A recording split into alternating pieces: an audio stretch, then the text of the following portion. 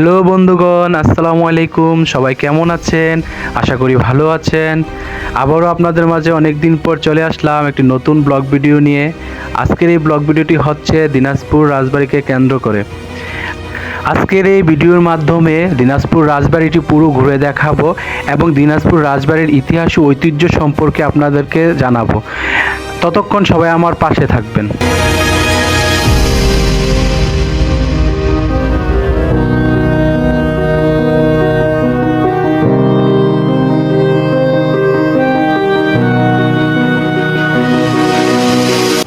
বাংলাদেশের যে কয়েকটি রাজবংশ উদ্ভব হয়েছিল তার মধ্যে দিনাজপুর রাজবংশ হলো অন্যতম।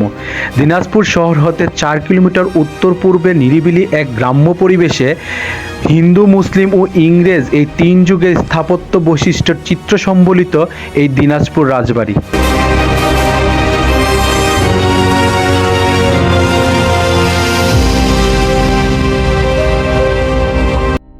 মুঘল সম্রাট আকবরের রাজত্বের শেষ লগ্নে এক ধর্মপ্রাণ ব্রহ্মচারী দেবদত্ত সম্পত্তি থেকে দিনাজপুর রাজবংশ তথা জমিদারি সূত্রপাত ঘটে। এই ব্রহ্মচারীর নাম ছিল কাশী ঠাকুর। তিনি ছিলেন এই রাজ পরিবারের আদিপুরুষ। মূলত প্রথম রাজার হাতেই এই রাজবাড়িটি নির্মিত হয়। তিনি 1608 হতে 1642 সাল পর্যন্ত রাজ্য শাসন করেন।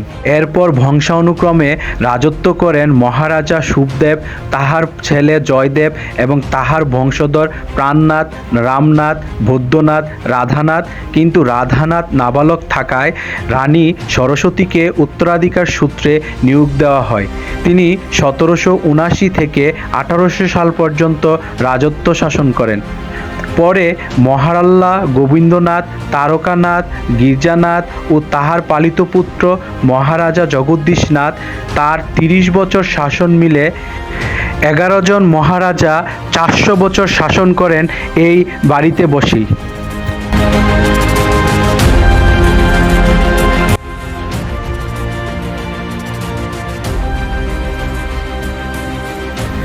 এক সময় এই বাড়িটি ঐশ্বর্যের প্রতীক হলেও বর্তমানে বিলুপ্ত রাজপ্রথার চিহ্ন বহন করছে। এই বাড়িটির উল্লেখযোগ্য দিক হচ্ছে আয়নামহল, রাজা প্রাণনাথ ও রামনাথের আমলে তৈরি হয়। আর এরই মধ্যে রয়েছে এই বাড়িটির মূল অবকাঠামো।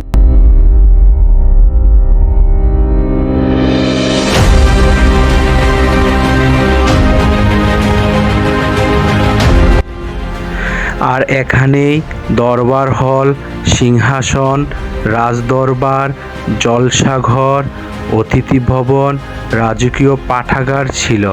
আর এর উত্তর পাশে কুমারমহল, পাইকপেদাদের জন্য ছিল 8চালা ঘর, পুজোর জন্য লক্ষ্মীঘর, রানীদের সন্তান প্রসবের জন্য আতুর ঘরও ছিল।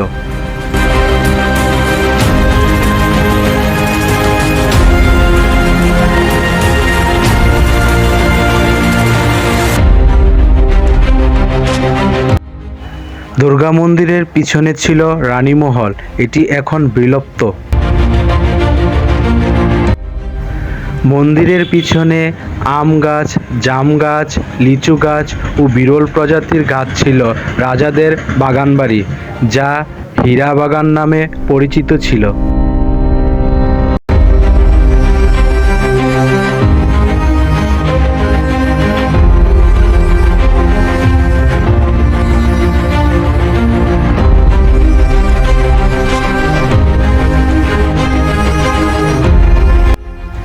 দিনাজপুর রাজবাড়িটি একদিকে যেমন জেলার একটি ঐতিহ্যবাহী দর্শনীয় স্থান, তেমনি হিন্দু ধর্মাবলম্বীদের পূর্ণ স্থান।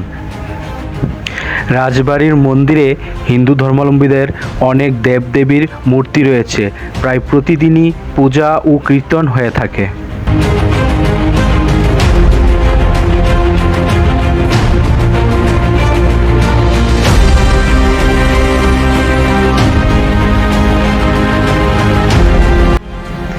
এই রাজবাড়িটির ইতিহাস থেকে জানা যায়, গির্জানাথের কোনো সন্তান না থাকায় পার্শ্ববর্তী চিরিরবন্দর এলাকা থেকে জগদীশকে এনে প্রতিপালন করে শেষ রাজার বংশধর হিসেবে মহারাজার মুকুট পরিয়ে দেন। পরে শেষ রাজার একমাত্র পুত্র জলধর রায় 18 বছর বয়সে চক্রান্তের শিকার হয়ে কলকাতার চিকিৎসাধীন অবস্থায় মারা যান। পরে ভারতে ইংরেজ খেদাও আন্দোলন শুরু হলে ইংরেজ প্রস্থান করেন আর একই সময়ে জমিদারি প্রথার উচ্ছেদ হয়। এরই মধ্যে তিনি 1919 সাল হতে 1951 সাল পর্যন্ত একটানা 30 বছর রাজ্য শাসন করেন। তবে একমাত্র পুত্র সন্তান হারানোর বেদনা আর জমিদারির উচ্ছেদ হলে তিনি কলকাতা পাড়ি জমান। পরে তার 3 মেয়ে ও পরিবারকেও তার কাছে পাঠিয়ে দেওয়া হয়। এরপর 1965 সালে রোগাক্রান্ত অবস্থায় দিনাজপুর রাজবংশের শেষ মহারাজা মৃত্যুবরণ করেন।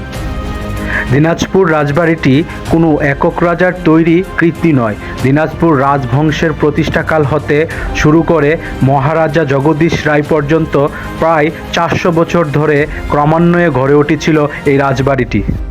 বিশাল সিংহ দরজা, চুন সুরকি মিশ্রিত ইটের দ্বিতল ভবন, 30 ইঞ্চি চওড়া প্রাচীরের দেওয়াল আর রেল লাইনের লোহার মটকার ছাদ সবই মাটির সাথে মিশে যাচ্ছে।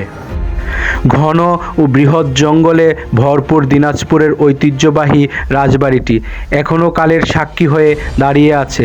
তবে এই ঐতিহ্য রক্ষায় নেওয়া হয়নি সরকারের তরফ থেকে কোনো পদক্ষেপ, ফলে অনিবার্য ধ্বংসের পথে এগিয়ে চলছে দিনাজপুরের এক সময়ের গৌরব এই রাজবাড়িটি।